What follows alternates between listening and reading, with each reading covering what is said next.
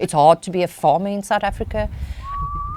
It's hard to just be white in South Africa. Does that mean you think the term white genocide is appropriate? It's like a slow war, a slow genocide that's keeping on. The white minority in South Africa feels under attack. I don't say apartheid was maybe the right thing, but there wasn't as much murder, there wasn't as much crime. In a nation scarred by a racist past, this sounds like the old regime spreading lies. I want to put categorically clear that we're not killing white people.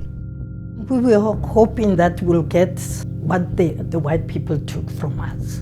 It's like they playing games with us.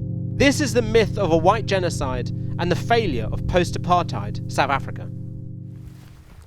It's a pretty amazing landscape, isn't it? Yeah, it is. Beautiful. It's very beautiful. And you've always lived here? Yes, all of us were staying in these mountains. Yeah. Then we were chased by whites to settle down there. Yeah. On a hillside in Limpopo province, in South Africa's far north, a tranquil setting that hides so much history and pain. What were the stories you were told about being pushed off the land? It was not negotiable. You were told, they were actually instructed, and those who resisted, they perished there. So you were supposed to comply. It is the legacy of apartheid. During apartheid, Mahali's family was forced from their land in these lush hills and moved down below. When that system fell 30 years ago, the community was promised they would one day return. Because it's a sense of ownership. Because if you don't have the land, you have nothing. It's like you are an empty man. The land and who owns it, and the past and how you resolve it, is the story of modern South Africa. And it is one that now interests the White House. Death, death, death. Donald Trump's administration claims that white people are now being forced from their land and often murdered. But you do allow them to take land. No. You do allow them to take land. Nobody can take land. And then when they take the land, they kill the white farmer. And when they kill the white farmer, nothing happens to them. No. It led to a dressing down of President Cyril Ramaphosa and has seen America now offer white South Africans asylum so as to avoid a so-called white genocide. Many white farmers believe they still have a right to the land and are its best custodians. And so how long have you had the farm for then? We had the farm now for 34 years. Yeah. Further north in Limpopo, right on the border with Botswana, Marie and her family own 1,200 hectares of land. Their farm includes potato fields as well as game. Oh, he's on his way to the water. They are still scarred by a past crime. They were attacked in their farm in 2002 by armed gunmen. The family, including her son Gideon, survived, with Marie having shot and killed one of the robbers. To lose one farmer, it's sad. To lose 1,000 farmers that's been killed, I think it's a genocide. You know, these farm attackers, if they come in, they don't just kill the farmer. They torture them. They rape the women and the children. Looking at the statistics which you talk about, crime is everywhere in South Africa. It's rampant, isn't it? White farmers are dying, but black people are dying as well, aren't they? Black people are dying as well, in their thousands. And like the farm attacks is not only on white farmers. So it's not a white genocide, but a crime problem. It's a crime problem in South Africa. But the thing with the farmers is there's literally thousands of farmers that's been killed. Do you think that is a long-term consequence of apartheid? Or do you think now we're in an age where the government, the ANC, hasn't done enough? Apartheid is it's an excuse. Because my reason for that is, I don't say apartheid was maybe the right thing, but there wasn't as much murder, there wasn't as much crime, there wasn't as much poverty. South Africa was on a better foot. Economically, for everyone it was better. Statistics show the murder rate was higher under apartheid and that there is no white genocide, with the South African court dismissing claims of one as unreal and imagined. Would you take up Trump's offer to move to America, or do you want to stay here? No, I won't leave. I really don't want to go live in any other country than in South Africa. Although it's difficult, it's hard to be a farmer in South Africa. And not only a farmer, it's hard to just be white in South Africa, because if you are white... But black communities also live in fear. There are 64 murders a day in South Africa, and most happen in the townships, the informal black settlements formed during apartheid. We are not sleeping well. Some, they come and break your windows or your doors, enter, rape you, doing many things.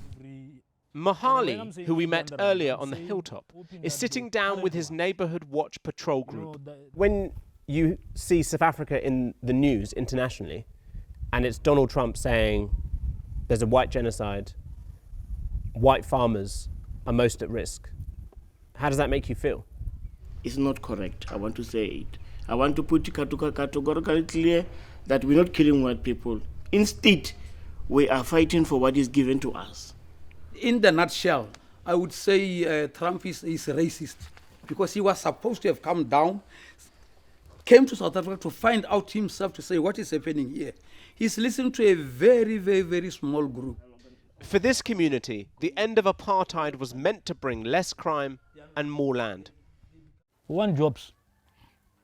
We wouldn't be having this crime rate. Yeah. We wouldn't be having this corruption if these people really they were interested in solving the problems of us, the masses of this country. So even though you don't agree with Donald Trump and what he says about white genocide and white farmers, you would agree with him maybe that the ANC has let you down? Definitely. We agree with him on that one. And we also agree with him on the issue of crime. Do not racialize it. Crime is a crime. Yes. If a white person died, the white person died. It's a crime. It's a human being. If a black person died, a black person died. But if 5 or 10 black people died, then one white die and you make noise, then it's a problem. This is that noise, but with silent crosses. Each one marks the killing of a white farmer since 1994. Most of the farm murders against the white people is racial. Corbus de Lang is the caretaker of the Vickers monument. It's like a slow war, a slow genocide that's keeping on. Farm murders represent just 0.2% of all homicides, and statistics show that the majority of farm attacks are motivated by robbery, not a systematic attempt to remove white people from the land. Do you miss the apartheid era? No, I don't miss the apartheid era. I don't miss that. I miss the unity that was there. But land was taken from black people during apartheid. No, I don't think so. It was? Not that I know of. So you don't think any black people were moved from They land were not forcibly? moved forcibly, for sure not. There are only about 4% of black farmers on private land. That's tiny. That's not right, is it?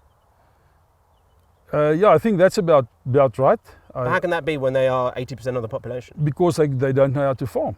Do you think that black people are inferior when it comes to working the land? No, not from working in the land, but from leadership, yeah. So you were dispossessed of your farm by the state in 1958? Yes. This is the document you have to try and get the land back. Yes. The empty promises. Since in 1995, really, the promise, it's empty. What would it mean to get the land back? It means a lot because that's our father's land. 69-year-old Doretha has been trying to reclaim her family's land for the past 27 years, as has her friend, William, now 73. Forced from their farms decades ago and moved here, a few chickens in the yard next to the outdoor toilet.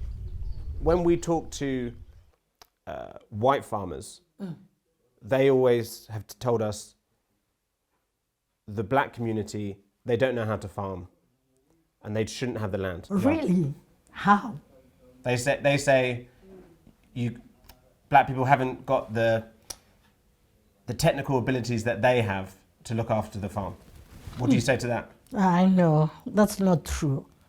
That's not true. There are some people here particularly the white people they don't agree that a black person can live the better life like them. That is where the problem comes from them. Because normally they think they are the ones who can do farming, they can do everything.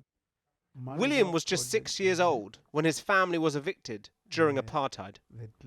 You see, they just call our parents in the afternoon, like today. So they said tomorrow before sunset, we don't want to see you any longer here. You must leave. Are you tired after all these years? They retired. Yo, very, very. And when it gets 27 years, sometimes you get very angry. 27 years. It's like they playing games with us. At the same time, at a national meeting of the ANC's leadership just outside Johannesburg, President Ramaphosa knows his party is under attack, both at home and abroad.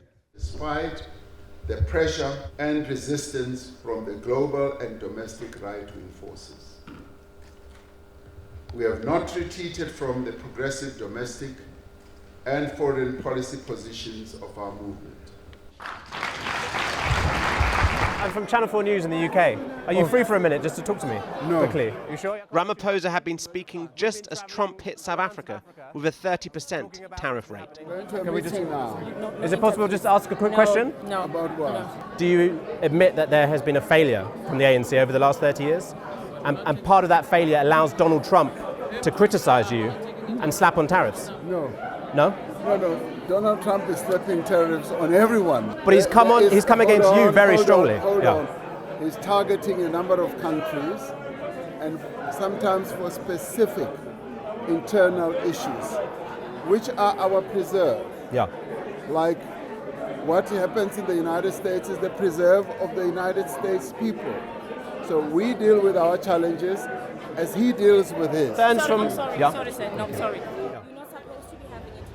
A president in a hurry, in a nation where far too many feel change is painfully slow.